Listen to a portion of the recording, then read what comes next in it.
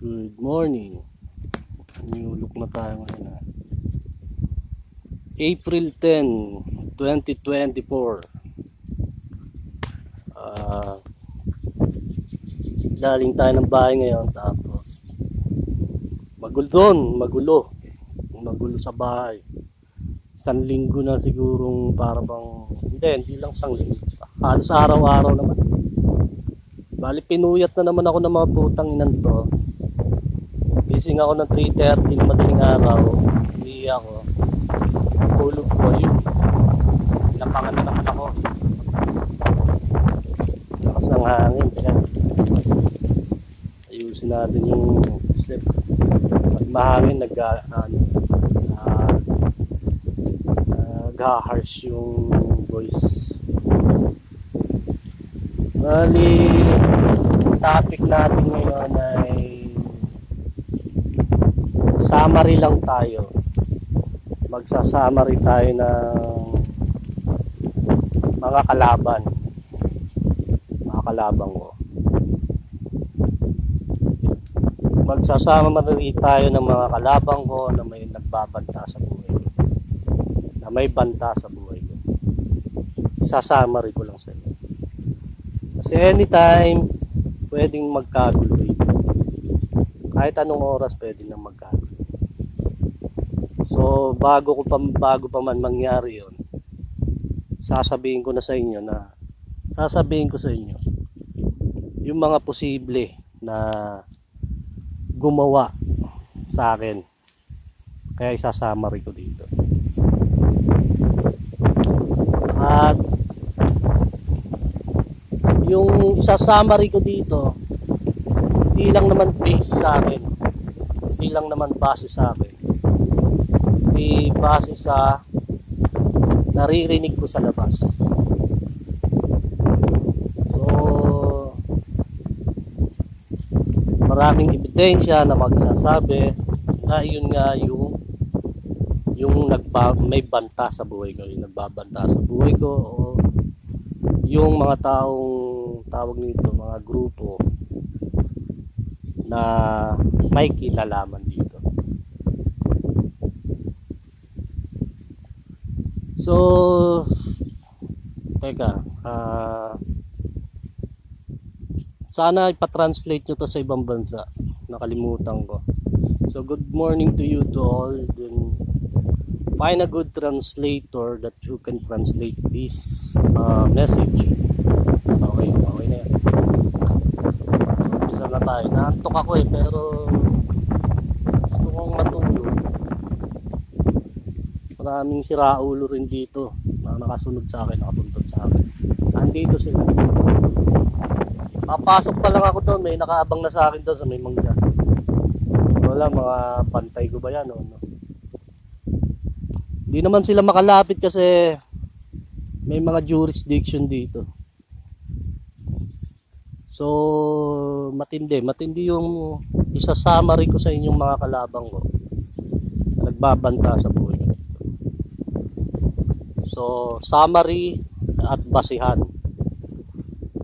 So, unang-una sa lahat, naririnig ko dyan mga taga-GMA. Channel 7. GMA Channel 7, Iglesia ni Cristo. May naririnig din akong ABS-CBN.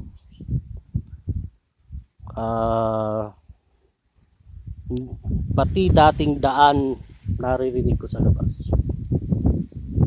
May mga dating daan, may Iglesia ni Cristo, Channel 7, ABS-CBN. At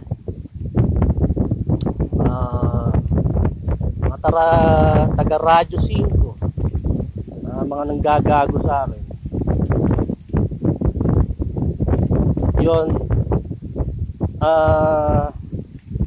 paano kayang didiskarte? Kasi sabi ko kanina, didiskartehan ko muna paano ko papapatay itong mga to.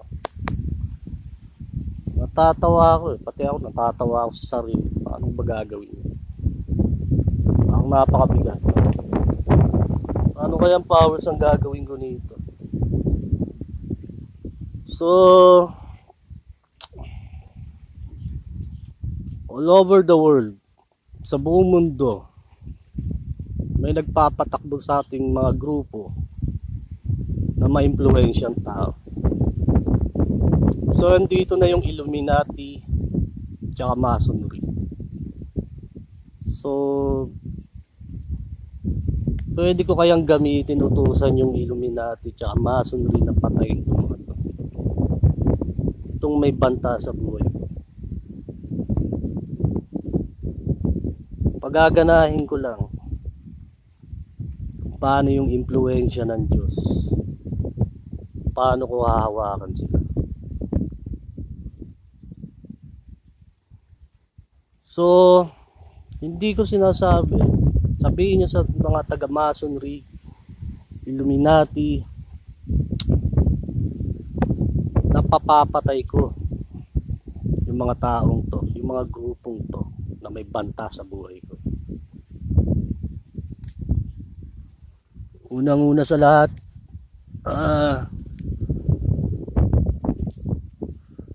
hindi ko naman sinabi na hahawakan ko sila. Hindi ko sinabi na ano bang gagawin ko ba? Utang. Kundi kukunin ko lang yung akin na pwedeng sumunod sa akin. Pero kung ayaw nyo ng division, sundin nyo yung pinagagawa ko sa inyo. Kung ayaw nyo magka-division sa mga Masonry, mga Illuminati, gawin nyo lahat. Tangina, sino ba naman ako, no? Tangina, sino ba tong gagong to? Sino ba tong gagong to? Putangina. Galing mo naman mag-utos mga general, mga judge, mga platoon commander,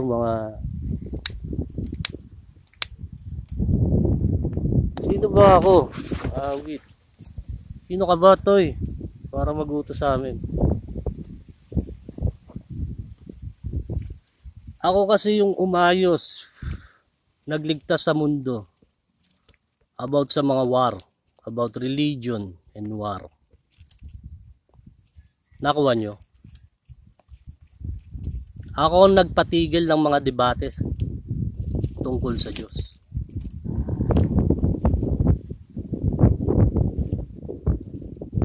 Ako lahat ang ako ang sumagip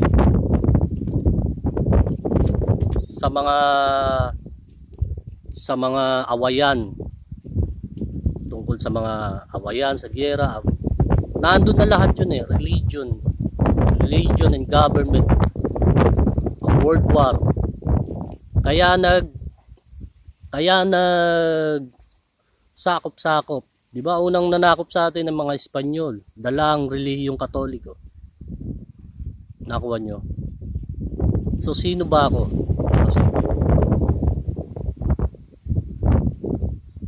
Di ba? Ngayon malalakas tong kalabang ko. Mga taga GMA, ABS-CBN, lalo na itong putang inang GMA na to. Binababoy ang pagkatao ko dun sa palabas nila. Kasi binilhan ko ng cellphone yung nanay ko, yung may TV. Sabi ko, bilang ko nga ng cellphone natin para makapanood din ako, makabalita. Ayun nga, hindi nga ako nagkamali na may nababalita nga sa TV na pagmamanipula mga taga GMA.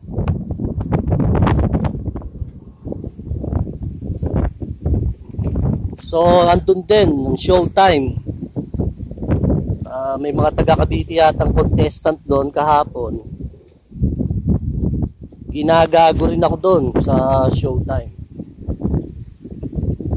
So, sa mga Masonry, kasi alam kong kayo ang, lalo na Illuminati, mga Jewish. Alam ko ang Illuminati came from Jewish. Sa mga Israel. At ang halos isa lang yan eh. So, niniwala ba kayo gusto kong papatay yung mga yan sa akin? Naniniwala ba kayo sa akin na gusto kong ipapatay yun? Susunod kaya kayo sa akin sa gumawa ng ibang klase sa buong mundo? Susunod ba kayo? Kasi bago pa lang gawin itong mga panggagago na mga putang inan to, bago pa lang nila gawin yung mga plano nila, alam ko na ang iniisip nila. Unang-una sa lahat,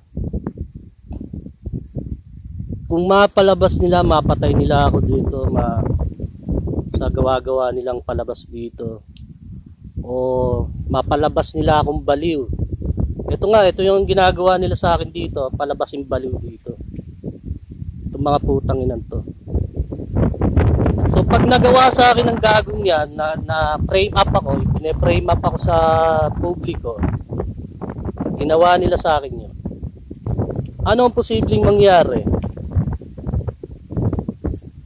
Tingin nyo, pwede nilang hawakan yung kapangyarihan na to. Hindi lang yun, pwede pa nilang pangwartahan, pamirahan ang impluensyang to na pinatunayan ko sa inyo. Totoo ba o hindi? Totoo ba yun? Pwede nilang gawing marketing, gawin nilang negosyo. Yung katulad ng ginawa ni Manalo, pwede nilang gawing negosyo tong hawak ko, pinangahawakan ko. So anong ginagawa ng mga gagong to sa akin dito? Palabasin akong baliw dito, palabasin akong siraulo dito. Parang napakabigat na kalaban. Malalaki ang kalaban ko. So pagagalawin ko naman ng mga taga-masonry, Illuminati, kung sinong naniniwala sa akin. Pakisabi sa kanila na gusto kong ipapatay yung mga yan. Kung sino man may banta sa buhay ko, sinong nagbabanta sa buhay ko dito, kung sinong tarantado yan na bumababoy sa pagkatao ko, papapatay ko yan sa inyo. Pwede ba yon? Pwede ba tayo may deal ba tayo doon? May klarong usap ba tayo? Mga general ng AFP, general ng PNP, malinaw ba yung usapan natin o malabo? Para saan ba itong pinagagawa ko sa inyo? Para sa akin ba? Para sa akin ba itong pinagagawa ko sa inyo? Unang-una, pag hinawakan nila ang impluensyang to, anong itatapat nila? Bawal ngang hawakan ang pangalan ko. Bawal gamitin ang grupo ko, bawal gamitin ang pangalan. Yun ang kasunduan ko sa ibang bansa. Alangan naman papayag sila na makapangyarihan kayo. Diba? Binigay ko yon sa ibang bansa para maging klaro lang tayo. Mahirap maisahan. Ngayon, paano nyo gagawin to? Para sa akin ba to? O para sa bansa? Para sa akin ba to? Para sa bansa?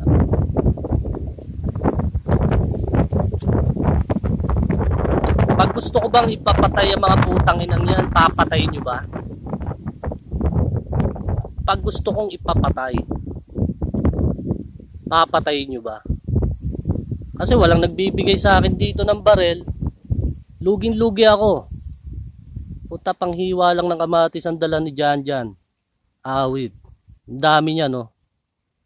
Papatayin nyo ba pag sinabi ko?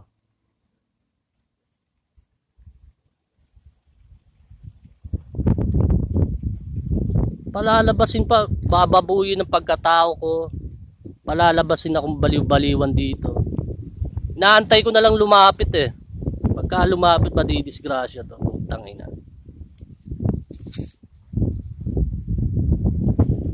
Kasi gagamitin ko na kayo. Hindi lang ang mga masonry, Illuminati, kundi ang mga tao. Gagamitin ko na rin ang mga tao. Ay.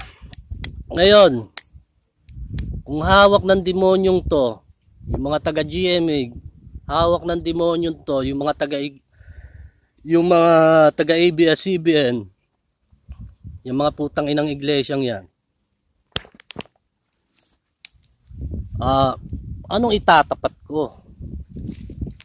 Anong itatapat kong impluwensya ba? Anong tatapat kong pwedeng puwersa? Diba? Mag-isang tao lang ako, isang tao lang ako.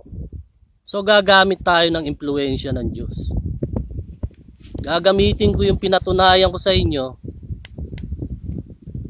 kung mapapasunod ko ba kayo o hindi.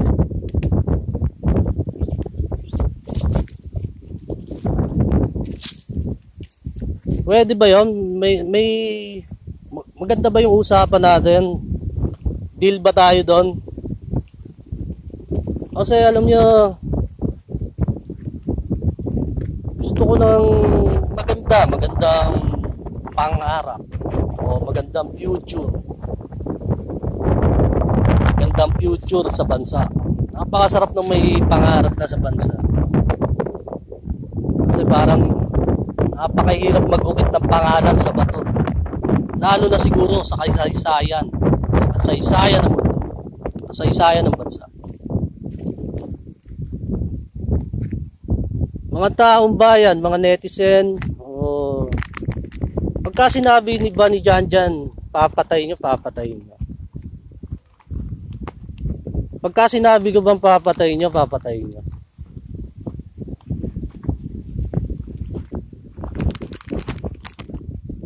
Huwag kayong mag-alala sa akin dito. Ako, handa ako kahit anong oras. Huwag kayong mag-alala sa akin. Patayin nyo. Pagka sinabi kong patayin mo, patayin mo. Kasi ang ginagawa ng demonyo to, dayain. Yung para sa atin. Ang gusto nila ata, sila ang humawak nito. Kasi imposible na hindi sila tawag nito titingin o hindi sila motibo para dito. Kasi kitang-kita ko bago pa lang nila gawin. Kitang-kita ko kung paano nila gustong makuha to. Kaya ang ginagawa nila sa akin dito, gawin akong tarantado, gawin akong siraulo rito. Nakita niyo yung pinalalabas nila sa TV? Nakita niyo yung pinalalabas nila sa tao dito? May usapan ba tayong matino?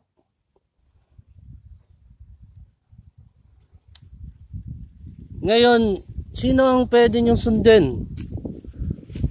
Yung mga mandaraya o yung may tunay na may pinatunayan dito? Sino ang dapat yung sundin? Saan kayo susunod? Doon ba sa mahilig lang makishare? Mahilig lang mandadaya sila para makuha nila ang gusto nilang kayamanan? Doon ba kayo? O doon sa tunay na may pinatunayan? Ano tawag dito? Nakasya tayo kagabi. Kasi bigla akong nag-hypertension, sumakit ng bata ko. Ginawa ko, bumili ako ng bunso. Bumili ako agad ng bunso para matanggal yung bigat sa bato ko. Kasi ang ginawa sa akin ng mga gagong to, aabangan na lang ako doon. Tinatarantado nila ako maigi doon sa bahay. Inahantay ko din sila doon sa may pinto. Sinasabihan ko sila, lumapit kayo. Wala naman lumalapit. Eh di mga takot. Takot, di ba? Ngayon, kasi malulugi ako nito pag hindi ako gumalaw. Pagagalawin ko naman ang impluwensya ko. Susunod kaya ang masonry? Susunod kaya ang Illuminati sa akin?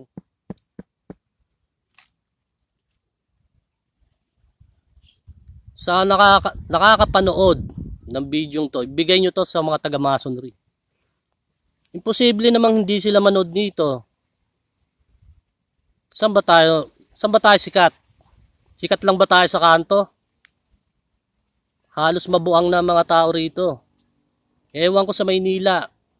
Pinalalabas nga sa TV. So susunod ba ang masonry? Susunod kaya ang Illuminati sa akin?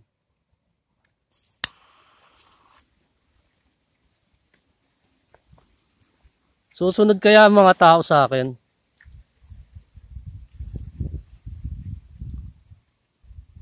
Malinaw kaya ang usap natin dito?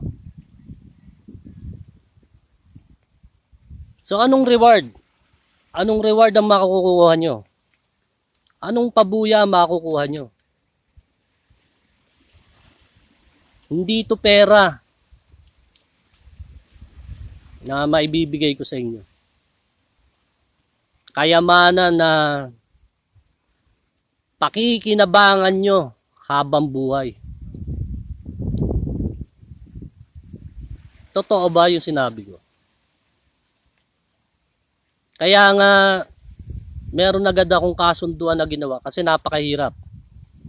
Nagagawin tayong siraulo rito tapos gagamitin yung pangalan at grupo ko pag wala na ako rito. Mabigat yun. Gagawin tayong tawag nito, gagawin tayong payapayaso ng mga putang inan to. Tapos pagkakakitaan tayo.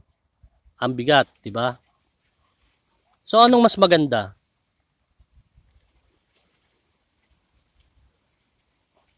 Anong magandang gawin?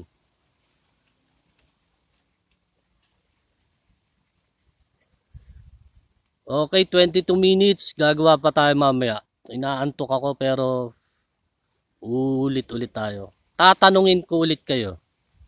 Mga taong bayan, hindi lang dito sa Cavite, pati sa Maynila, Luzon, Visayas, Mindanao. Masonry, Illuminati, papatayin nyo ba pagka sinabi ko?